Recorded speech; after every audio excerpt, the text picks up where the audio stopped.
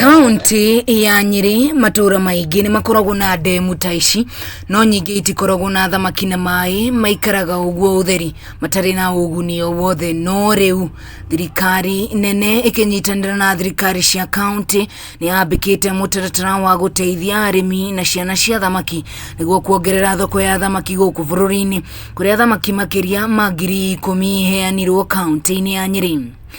Arĩmi makiuga atĩ nĩ magũkorwo magĩkĩrĩra ũrĩmi ũyũ ona thengia wa mathĩna marĩa makoragwo namo na matihotaga kũguna ciana cia thamaki na irio ciacio.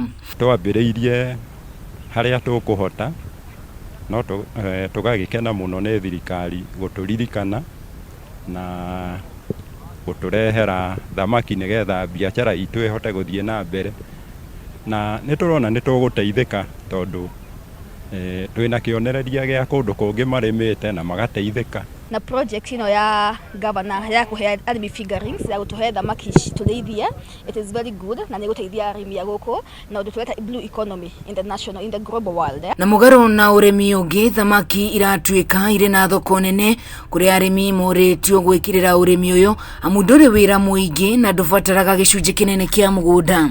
Kenya ĩrahota gũkũria kana kuruta thamaki tani 150,000 metric tons. Koguo hena deficit ya 350,000 tons. Na nĩkĩo na mabũrũri marĩa mangĩ makiona mweke wa kũrehe thamaki ciao gũkũ bũrũri-inĩ.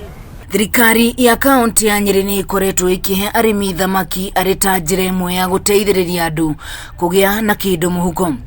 Thamaki 4,000 iria igũcoka gũciarana nĩgetha nao andũ a itũra mahote gũkĩgĩa na ũhoro wa kũrĩaga thamaki.